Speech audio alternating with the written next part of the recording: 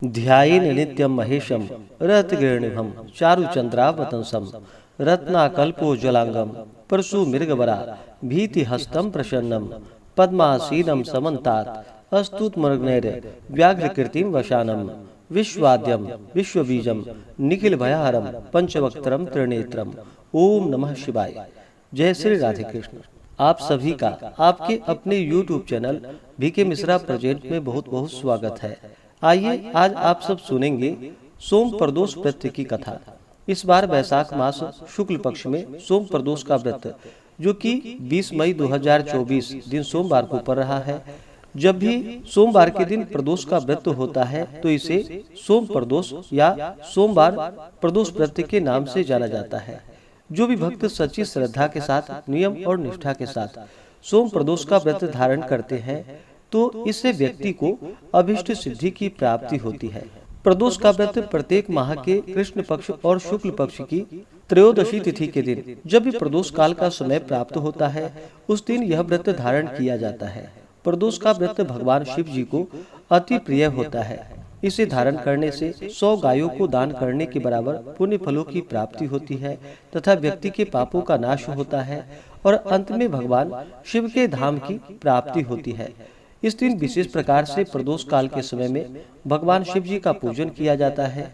प्रदोष काल का समय सूर्यास्त से 1 घंटे पहले और 1 घंटे बाद तक के बीच का जो समय होता है यह समय प्रदोष काल का होता है और इस दौरान भगवान शिव जी का विशेष प्रकार से पूजन करना चाहिए। इससे भगवान भोलेनाथ अपने भक्तों पर अति प्रसन्न होते हैं, अपने भक्तों के सभी प्रकार के दुखों को दूर कर देते हैं तथा सुख और समृद्धि का आशीर्वाद प्रदान करते हैं।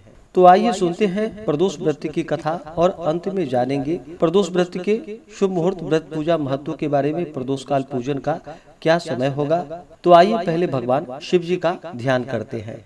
हे भगवान भोलेनाथ, आप करोड़ों चंद्रमा के समान कांतिवान त्रिनेत्रधारी, मस्तक पर चंद्रमा का आभूषण धारण करने वाले, पिंगल वर्ण के जटाजूटधारी, नीले कंठ तथा अनेक रुद्राक्ष मालाओं से सुशोभित, वरदहस्त त्रिशूलधारी, नागों के कुंडल पहनने वाले, व्याघ्र चर्म धारण किए हुए, रत्न जड़ित सिंहासन पर विराजमान शिव जी हमारे सारे कष्टों को दूर कर सुख और समृद्धि का आशीर्वाद प्रदान करे। तो बोलिए प्रेम से भगवान भोलेनाथ की जय, माता पार्वती की जय, सर्वदेवी देवता की जय। कथा के अनुसार शौनकादि ऋषि के पूछने पर श्री सूत जी बोले कि हे ऋषिवरो, अब मैं सोम त्रयोदशी व्रत का महात्म्य वर्णन करता हूँ। इस व्रत के करने से शिव पार्वती प्रसन्न होते हैं। प्रातः स्नान आदि कर शुद्ध पवित्र हो, शिव पार्वती का ध्यान करके पूजन करे और अर्घ्य दे। ओम नमः शिवाय इस मंत्र का 108 बार जप करे। फिर स्तुति करे कि हे प्रभु, मैं इस दुख सागर में गोते खाता हुआ ऋण भार से दबा ग्रह दशा से ग्रसित हूँ। हे दयालु प्रभु, मेरी रक्षा कीजिए। शौनकादि ऋषि बोले कि हे पूज्यवर महामते, आपने यह व्रत संपूर्ण कामनाओं के लिए बतलाया है। अब कृपा कर यह बताने का कष्ट करे कि यह व्रत किसने किया, वह क्या फल पाया। श्री सूत जी बोले, एक नगर में एक ब्राह्मणी रहती थी। उसके पति का स्वर्गवास हो गया था। भरण पोषण का कोई आधार नहीं था, इसलिए वह सुबह होते ही अपने पुत्र के साथ भीख मांगने निकल जाती थी और जो भिक्षा प्राप्त होता था उसी से अपना और अपने पुत्र का पेट भरती थी। एक दिन ब्राह्मणी भीख मांगकर लौट रही थी तो उसे एक लड़का मिला। उसकी दशा बहुत ही खराब थी। ब्राह्मणी को उस पर दया आ गई। वह उसे अपने साथ घर ले आई।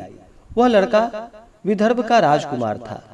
पड़ोसी राजा ने उसके पिता पर आक्रमण करके उसके राज्य पर कब्जा कर लिया था, इसलिए वह मारा मारा फिर रहा था।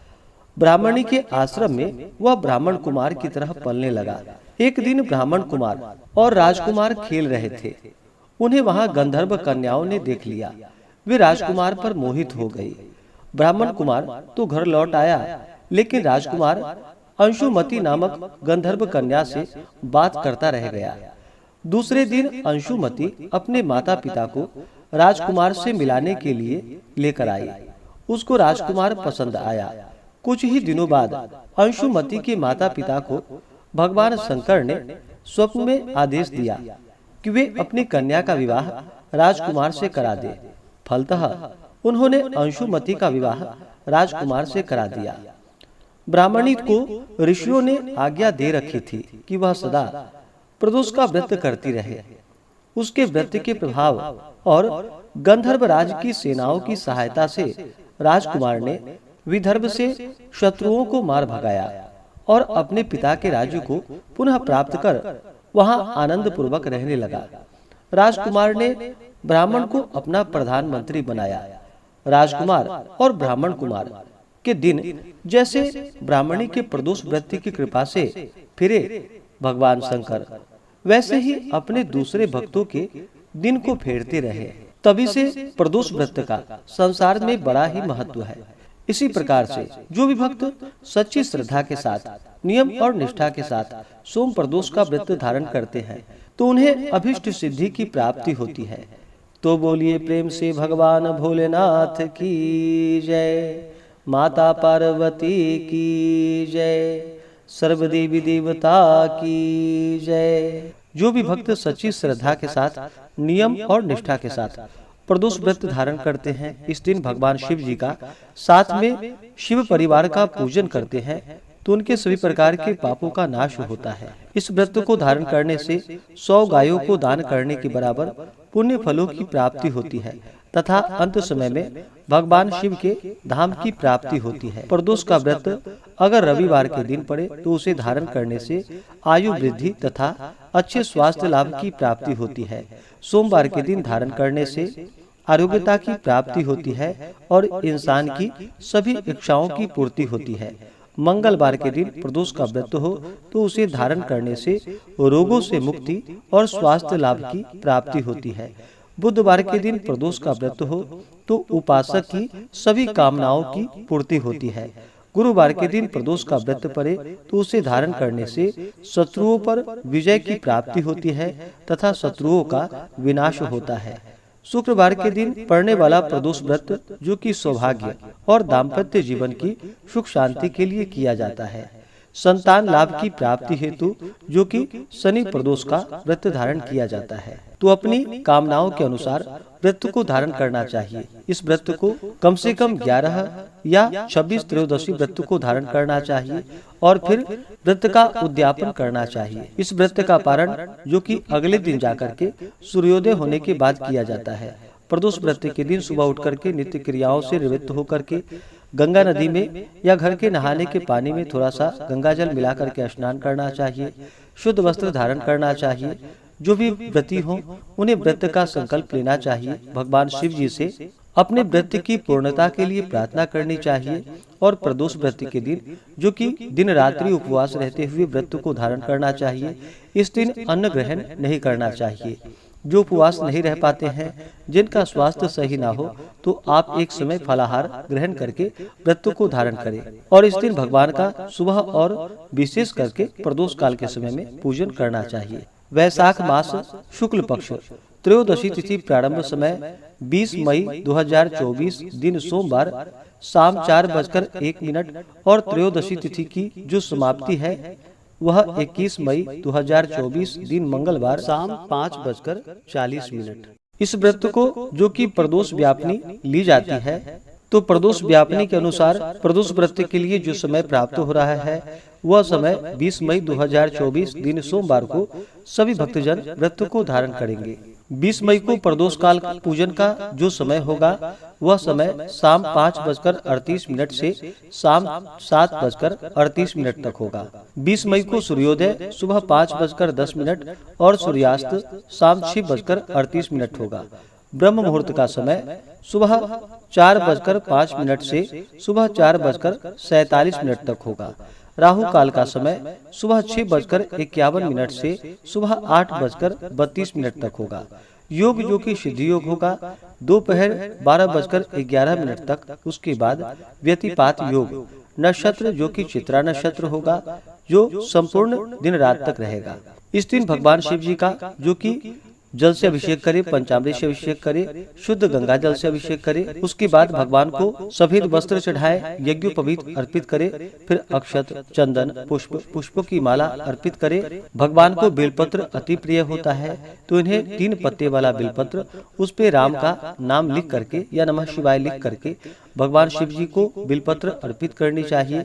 फिर भांग, धतूरा, शमी पत्र चढ़ाए, धूप दीप दिखाएं, अनेक प्रकार का नैवेद्यादि भगवान को अर्पित करे। जल से आचमनी करवाएं, मुख शुद्धि के लिए पान पत्र, सुपारी, लौंग, इलायची के साथ में अर्पित करे। द्रव्य दक्षिणा चढ़ाएं। इसके बाद फिर प्रदोष व्रत का कथा श्रवण करना चाहिए। शिव चालीसा, शिव स्तोत्र आदि का पाठ या श्रवण करना चाहिए। इससे भगवान शिव जी अपने भक्तों पर अति प्रसन्न होते हैं। इस बार सोमवार के दिन प्रदोष का व्रत पड़ रहा है, तो सोमवार के दिन प्रदोष व्रत को धारण करने से आरोग्यता की प्राप्ति होती है तथा सभी इच्छाओं की पूर्ति होती है। जो भी प्रदोष का व्रत धारण करने वाले हैं, उन्हें व्रत के दौरान जो कि शुद्ध और सात्विकता का पालन करना चाहिए, ब्रह्मचर्य का पालन करना चाहिए। इस दौरान किसी के ऊपर क्रोध नहीं करनी चाहिए। अपने मन में किसी के प्रति ईर्षा या द्वेष का भाव नहीं लाना चाहिए। इस दौरान श्री उमा महेश्वराभ्याम नमः या ओम नमः शिवाय का जप करे। स्त्रियां केवल नमः शिवाय का जप करे।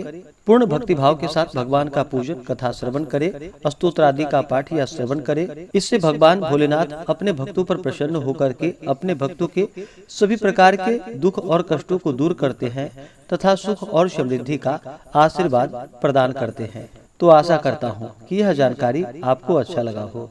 ऐसे ही ज्ञानवर्धक जानकारियाँ प्राप्त करते रहने के लिए, व्रत पूजा के बारे में जानने के लिए, कथा को सुनने के लिए चैनल पे अगर आप पहली बार आए हैं तो चैनल को लाल बटन दबा करके सब्सक्राइब करें, साथ में बेल आइकन घंटी को दबाएं ताकि आने वाली वीडियो का नोटिफिकेशन आपको समय से मिलता रहे।